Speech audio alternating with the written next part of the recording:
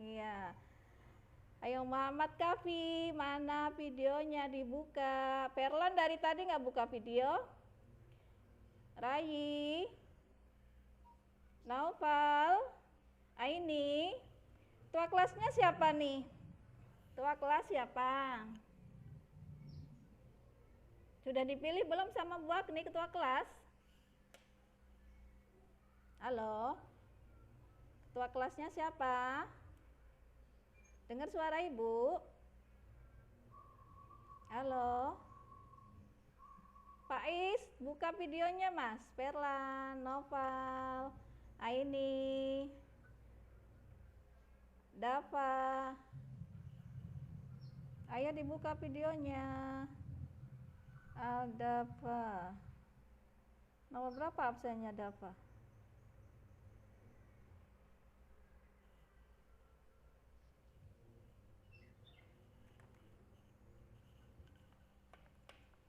Ini yang cowok-cowok kok nggak buka video. Materinya sampai dibaca ya, halaman 100 buku paket. Ya coba unjukkan buku paketnya. Ayo buku paketnya coba ibu lihat. Kalian pegang buku paket nggak? Coba tunjukkan di video buku paketnya. Sudah dapat kan? Ya, dibuka halaman 100. Buku paket dibuka halaman 100. Iya. Dibaca tentang Kerajaan Sriwijaya ya. Baik, Ibu mulai saja ya pembelajaran hari ini. Salam anak-anak. Salam Ibu. Ya. Salam Bu. Baik, sebelum mulai pembelajaran, alangkah baiknya kita berdoa dulu menurut agama dan kepercayaan masing-masing. Tolong salah satu untuk memimpin doa. Ya, Mas Faiz. Faiz dengar suara Ibu? Faiz? Iya dengar Bu. Iya, tolong dipimpin doa teman-temannya sebelum belajar. Mari teman-teman sebelum belajar langkah baiknya kita berdoa menurut agama dan keyakinan masing-masing. Berdoa dimulai.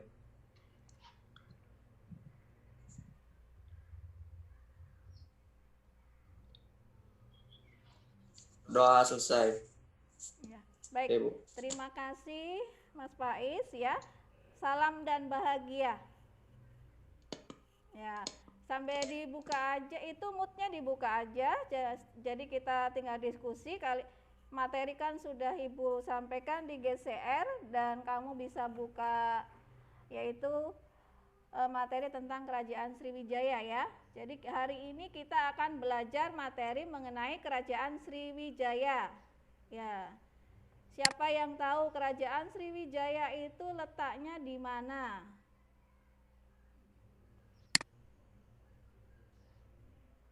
Yo, siapa yang bisa menjelaskan Kerajaan Sriwijaya? Jadi ini ya tujuan pembelajaran kita nanti akan menjelaskan yaitu sumber-sumber sejarah tentang Kerajaan Sriwijaya dan menganalisa kehidupan sosial ekonomi Kerajaan Sriwijaya. Kemudian kita akan membahas menganalisa kenapa Kerajaan Sriwijaya mengalami keruntuhan.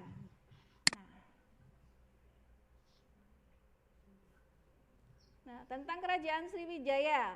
Ya, Ibu tanya tadi letak Kerajaan Sriwijaya di mana? Coba Saskia. Kerajaan Sriwijaya itu letaknya di mana sih? Saskia mana? Mana suaranya? Saskia? Ya Bu. Ya. Kerajaan Sriwijaya letaknya di mana Saskia? Belum baca ya. Siapa yang tahu Kerajaan Sriwijaya terletak di mana? Kota mana? Di Muara Takus. Di Muara Takus. Tadinya di Muara Takus, terus pindah kemana? Hah? Pindah kemana? Hah? Ya, pindah ke Palembang. Jadi tadinya ada di pedalaman Muara Takus ya, terus pindah ke Palembang. Ada yang tahu kenapa sih Kerajaan Sriwijaya ini pindah ke Palembang? Siapa yang tahu? Ya, kenapa Kerajaan Sriwijaya pindah ke Palembang? Tadinya kan ada di pedalaman yaitu sungai di Muara Takus, terus pindah ke Palembang. Ya, sini Palembang. Ada yang tahu kenapa pindah? Ada yang tahu? Ya, karena di Muara Takus ini ada di pedalaman ya, sehingga ya posisinya kurang strategis. Nah, di Palembang ini di muara Sungai Musi ya posisinya lebih strategis. Ya, berada di selat apa sih? Sungai Musi itu, Palembang itu dia berada di selat apa ini? Siapa yang tahu? Nadine? Selat apa? Kerajaan Sriwijaya. Di selat, siapa yang tahu? Faiz? Selat apa ini? Yang Ibu tunjukkan? Selat Malaka, Bu. Iya, pinter. Selat Malaka. Siapa tadi? Namanya? Saya Verlan. Oh, Relan, iya. Jadi berada di Selat Malaka. Nah, Selat Malaka ini merupakan selat yang sangat strategis ya untuk perdagangan internasional. Maka dengan berada di Selat Malaka nanti Kerajaan Sriwijaya menjadi sangat berkembang dengan pesat. Karena apa? Yang pertama, letaknya strategis. Itu yang mendukung Kerajaan Sriwijaya menjadi pesat. Ada satu lagi di dalam buku paket itu yang mendukung Kerajaan Sriwijaya menjadi berkembang selain letaknya yang strategis, apa lagi? Faktor perkembangan Sriwijaya. Ada dua faktor. Yang pertama letak geografisnya strategis di kota Palembang.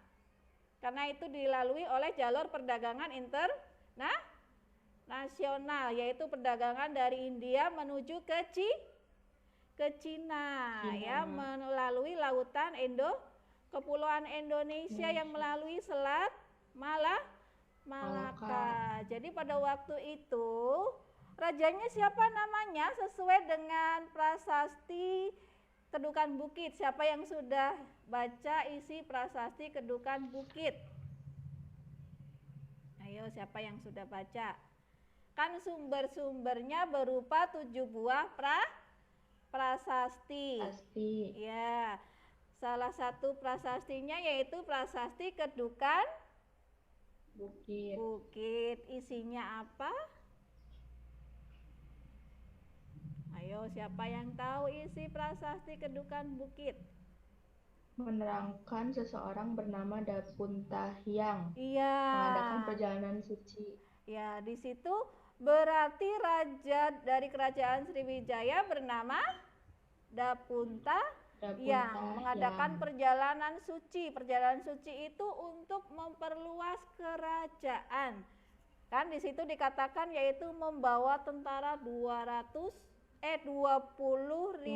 personel. Banyak enggak itu 20.000? Kamu bisa bayangkan.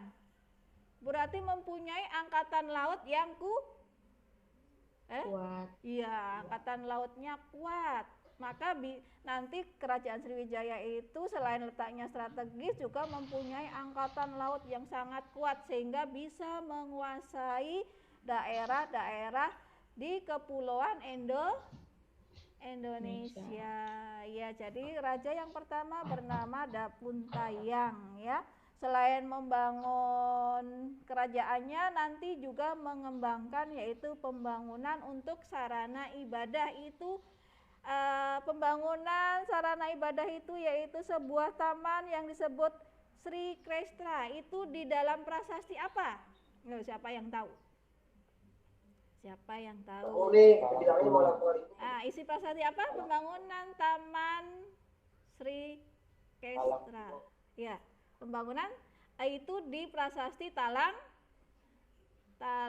Tuwo. Terus isi dari prasasti Telaga Batu ada yang tahu? Apa?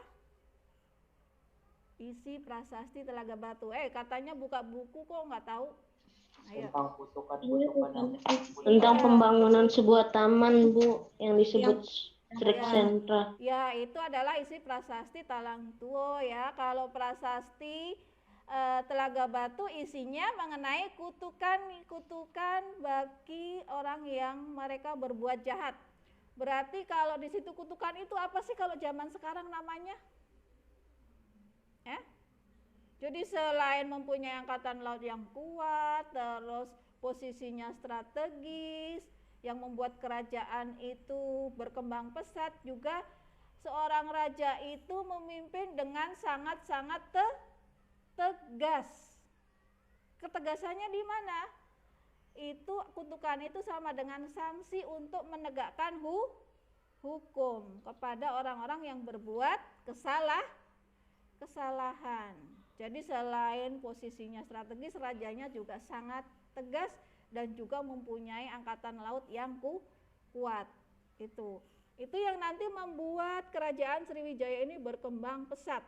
Nah, kebesaran Sriwijaya ini juga nanti dicatat oleh pendeta Cina. Pendeta Cina yang mencatat mengenai kerajaan Sriwijaya namanya siapa? Siapa yang tahu?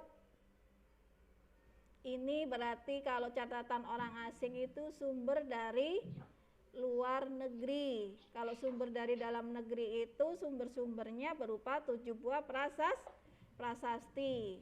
Ayo, siapa yang tahu? Yang mencatat tentang kerajaan Sriwijaya, orang Cina ini yang mencatatnya. Siapa nih? Dia seorang pendeta agama Buddha. Namanya siapa? Siapa yang tahu? Yijing, Bu. Yijing. Ya, Insing ya, bacanya Insing ya. Ya, itu berita dari Tiongkok yang di situ menulis mengenai kerajaan Sriwijaya. Apa yang ditulis oleh Insing tentang Sriwijaya? Ayo, apa yang ditulis tentang Insing mengenai Sriwijaya? Ya. Jadi kerajaan Sriwijaya itu salah satu kerajaan yang di situ menjadi pusat perkembangan agama dan kebudayaan apa? Kebudayaan? Buddha. Berarti masyarakat Sriwijaya beragama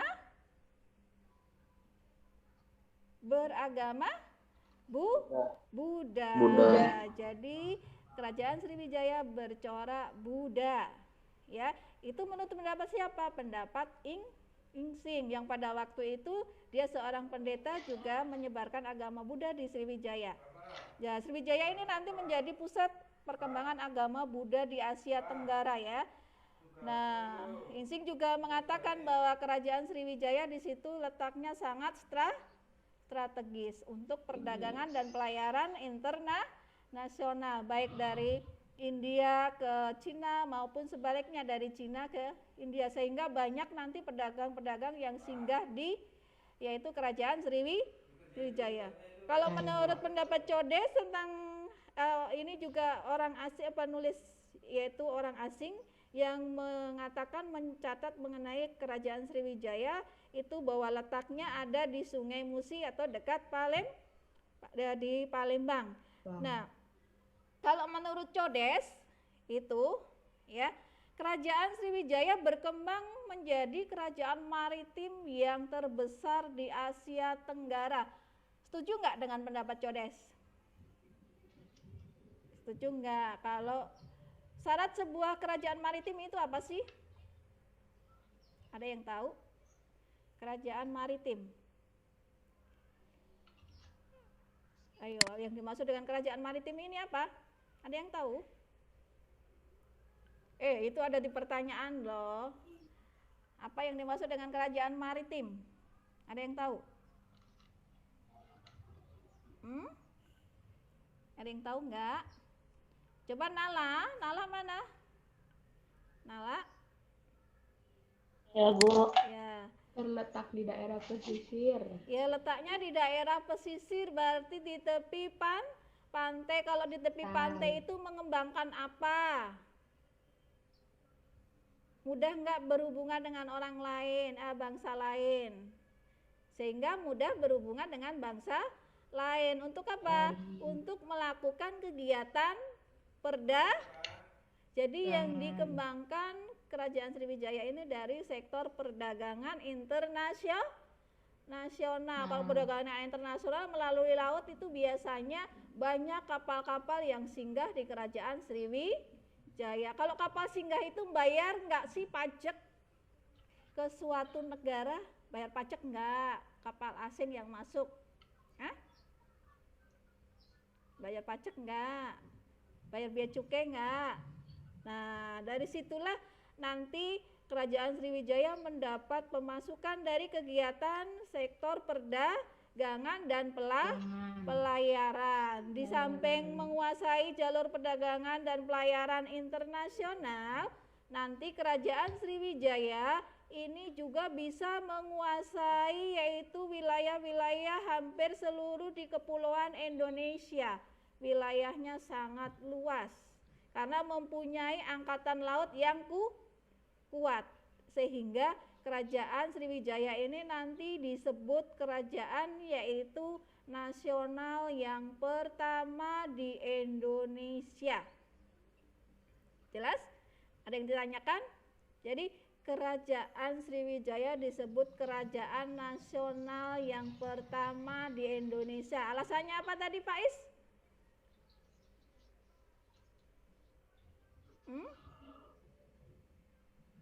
Selain mengembangkan perdagangan dan pelayaran, juga di situ menguasai hampir seluruh pulau-pulau di Indonesia untuk kegiatan perdagangan dan pelayaran. Ya, itu sehingga Kerajaan Sriwijaya disebut kerajaan maritim dan juga disebut sebagai kerajaan nasional yang pertama di Indonesia. Kalau ada kerajaan nasional yang pertama, ada kerajaan nasional yang kedua enggak? Ada yang pertama, tentu ada yang kedua enggak? Ada enggak?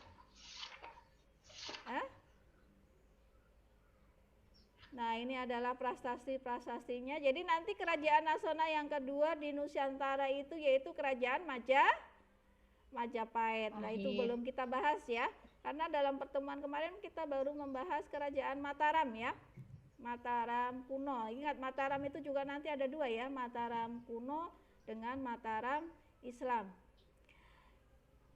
Nah, kerajaan Majapahit ini pun nanti juga mengalami perkembangan ya, karena Dapuntayang raja kerajaan Sriwijaya itu tidak mempunyai keturunan, maka nanti yang menggantikan untuk memerintah di kerajaan Sriwijaya itu adalah keponakannya yang berasal dari kerajaan Mataram. Nah, yaitu berasal dari keturunan dinasti Sailendra. Nah, jadi di Mataram kemarin ada dua dinasti yang memerintah. Yang pertama dinasti Sanjaya, yang kedua dinasti Sailendra. Tadinya hidupnya rukun berdampingan kedua dinasti di Mataram ini. Mataram itu di mana sih? Ada yang tahu? Ya? Di daerah Jogja sekarang. Lah, bekas peninggalan Mataram itu apa kemarin di kerajaan Mataram kuno? Berupa candi apa saja? Halo? Dengar suara ibu anak-anak? Halo, peninggalan kerajaan Mataram apa saja kemarin? Candi-candi berupa candi Buddha dan candi Hindu. Kalau candi Hindu peninggalan dari agama Hindu ini berupa Prambanan,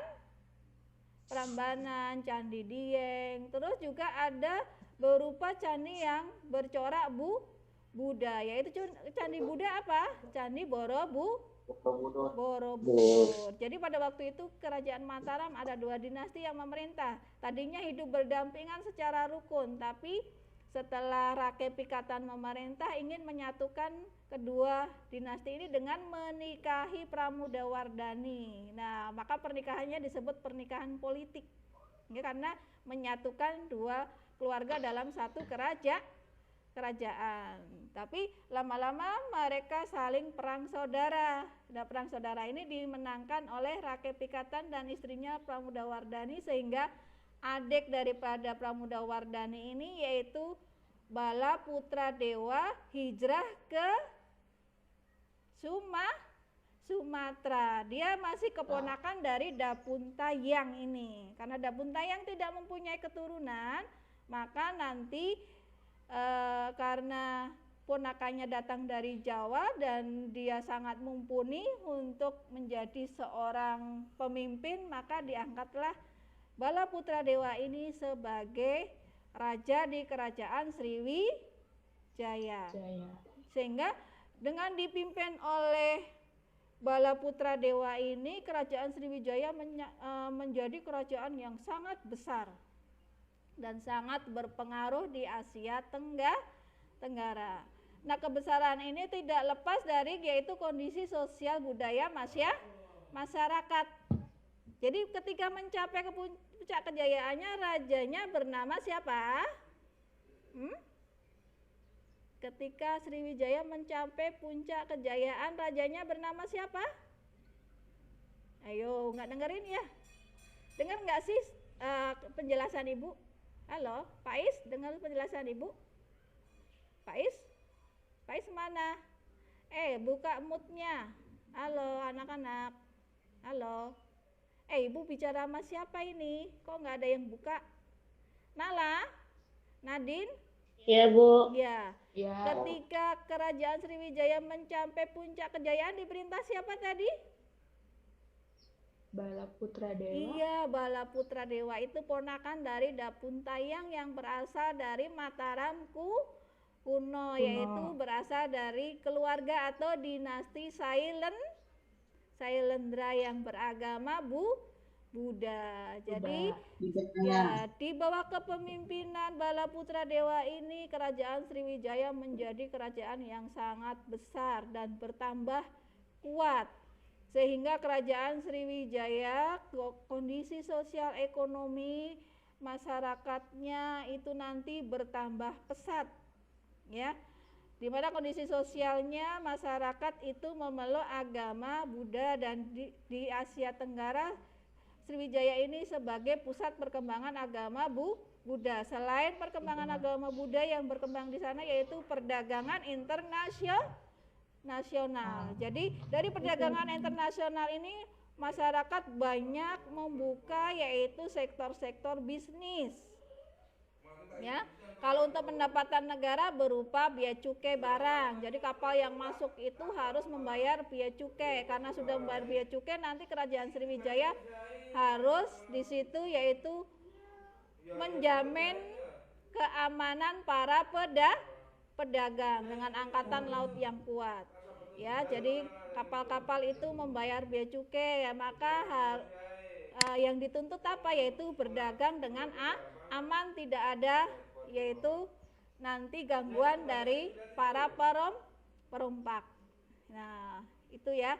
Jadi kondisi sosialnya, maka masyarakat di situ yaitu nanti meningkatkan sektor perdagangan. Tapi kalau dalam hal budaya, karena Sriwijaya itu berada yaitu di tepi pantai, berbeda dengan Mataram ya, ada peninggalan-peninggalan budaya berupa candi. Tapi kalau kerajaan yang bercorak maritim itu biasanya peninggalannya itu tidak nampak dari sekarang, tapi peninggalan kerajaan Sriwijaya ini banyak disimpan yaitu di Museum Bahari. Ada yang dari Palembang pernah ke Museum Bahari? Ada yang berasal dari Palembang enggak? Di sana kerajaan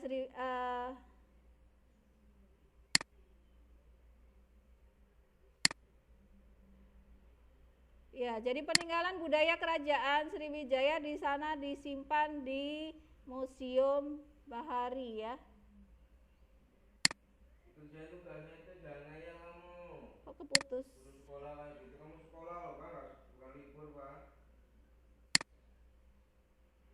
Halo anak-anak, putus ya?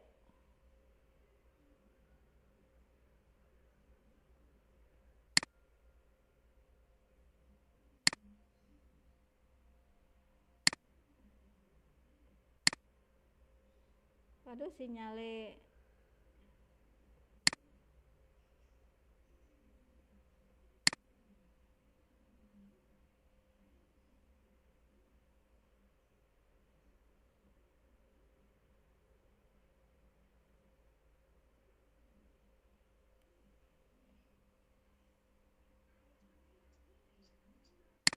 keputus ya.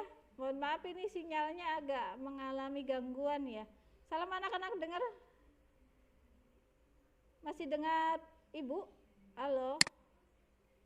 Masih, Bu. Masih, ya. Tadi Masih, Bu. sempat keputus ya sinyalnya. Karena Ibu rumahnya Iya, di Bu. Bekasi. Ya. Jadi sinyalnya untuk ke kalian agak itu ya. Ya. Jadi keputus ya. Oke, Ibu lanjutkan lagi ya. Tadi tentang materinya tentang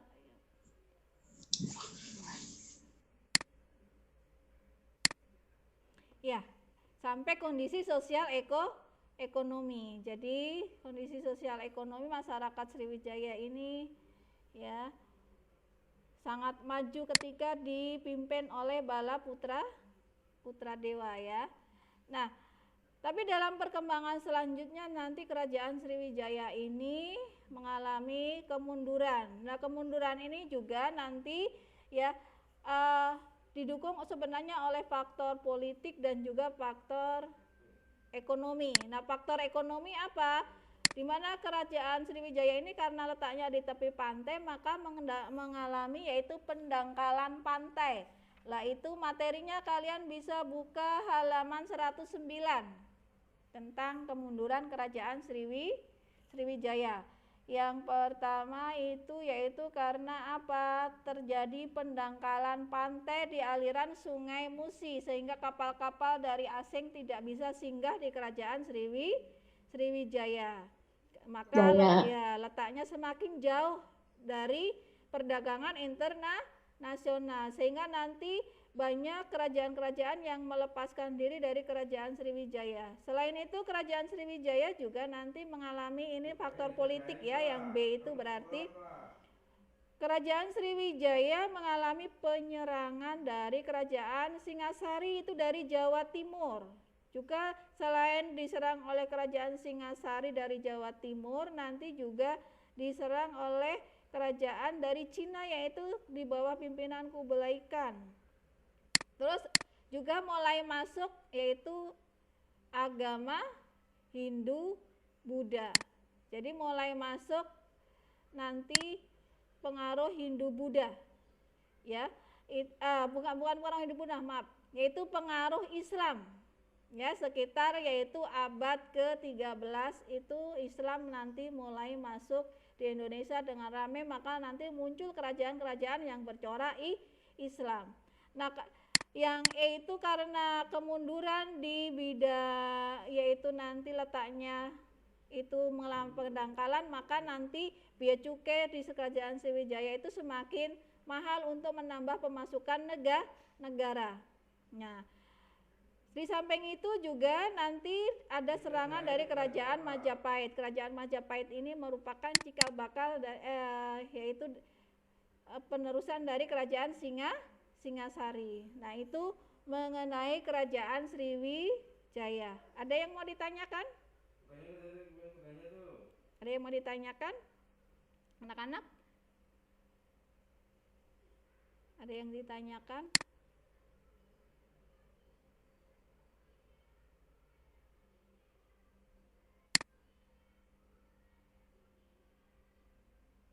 Jelas? Jelas, Bu. Iya. Kalau sudah paham dan jelas, kalau ada yang bisa memberikan kesimpulan dari pertemuan kita hari ini.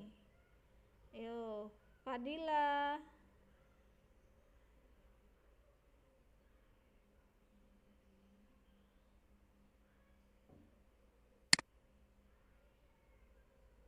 Ayo, siapa yang bisa memberikan kesimpulan dari pertemuan kita hari ini? Siapa yang bisa? Ayo, mana suaranya? Ayo, siapa yang bisa memberikan kesimpulan?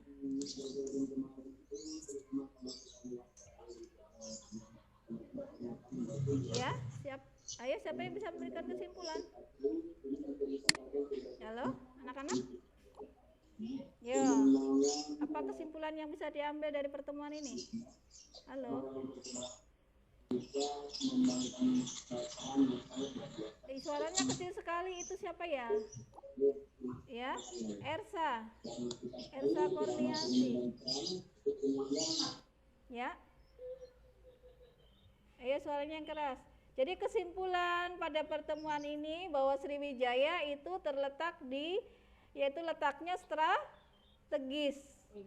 Ada di Selat Malaka yang menghubungkan yaitu perdagangan internasional antara yaitu India dengan Cina atau sebaliknya. Dari letak yang strategis ini maka Kerajaan Sriwijaya mengembangkan perdagangan internasional, maka disebut kerajaan maritim karena letak kerajaannya di tepi pantai dan mengembangkan perdagangan dan pelayaran. Nah, kerajaan Sriwijaya ini disebut kerajaan nasional yang pertama di Indonesia. Karena apa? Yaitu wilayahnya sangat luas, bisa menguasai hampir seluruh pulau-pulau di Indonesia. Namun dalam perkembangannya kerajaan Sriwijaya mengalami keruntuhan. Keruntuhannya ada dua faktor, yaitu faktor ekonomi dan faktor politik. Faktor ekonomi disebabkan oleh apa? Yaitu kondisi geografi yang mengalami pendangkalan sungai sehingga kapal-kapal yang masuk semakin jarang. Jadi ekonominya menurun ya. Kalau faktor politik, banyak ada serangan dari kerajaan-kerajaan lain, baik itu kerajaan yang ada di Indonesia maupun kerajaan dari luar, yaitu kerajaan Chola Mandala, kerajaan yang di bawah pimpinan Kublai Khan, dan kerajaan-kerajaan yang di dalam negeri yaitu kerajaan Singasari dan Majapahit. Nah, itulah anak-anak yaitu pertemuan kita hari ini ya. Mungkin Ibu akhiri sampai sekian. Nah, ada yang sudah mengumpulkan tugasnya? Coba belum dikerjakan soal-soalnya. Habis ini mau ngerjain. Oh, habis ini mau ngerjain. Baik, ya. Ibu tunggu ya. Tugas-tugasnya nanti dikirim ke GCR ya. Tadi Ferlan sudah Sama ngerjakan loh. catatannya kan, Iya, sama catatannya nanti dipoto di yang di PPT. Ya, yang di PTT. Dan situ di akhir PTT-nya ada soal latihannya dikerjakan ya. Ya, tadi Ferlan bagus loh. Ferlan sudah mengerjakan tadi. Baru siapa ya? Coba Ibu lihat GCR-nya lagi. Yang sudah mengerjakan siapa tadi? Ya, coba kamu bisa lihat siapa saja yang sudah mengerjakan. Baru Ferlan aja yang mengerjakan GCR-nya nih. Yang lain belum. Ibu tunggu ya. Ibu tunggu. Jangan sampai lewat jam 12 ya ngerjakannya. Karena Ibu harus laporan. Ya, Ibu harus laporan ke dinas. Siapa-siapa yang hadir, siapa-siapa yang tidak hadir hari ini. Jadi jangan sampai lewat jam 12 ya tugas-tugasnya ya. Ya, Bu. Nah, paham anak-anak? Ada pertanyaan? Ada kesulitan? Enggak, Bu. Ada kesulitan? Enggak kan? Gampang kan tugas Ibu? Iya. Tentang kerajaan Sriwijaya? Ya, paham semua ya? Oke, kalau gitu Ibu akhiri Paham, Bu. pertemuan hari ini. Cukup sampai sekian. Jangan lupa terus jaga kesehatan ya. Terus terapkan 3M. 3M itu apa saja? Memakai masker, terus selalu mencuci tangan. Terus kalau berkomunikasi dengan orang-orang di sekitar kalian selalu menggunakan masker. Ya, salam sehat selalu. Semoga kalian sehat selalu. Ya, Ibu tunggu tugasnya. Salam semuanya. Salam, Bu. Kalian boleh les. Terima kasih. Salam dan bahagia.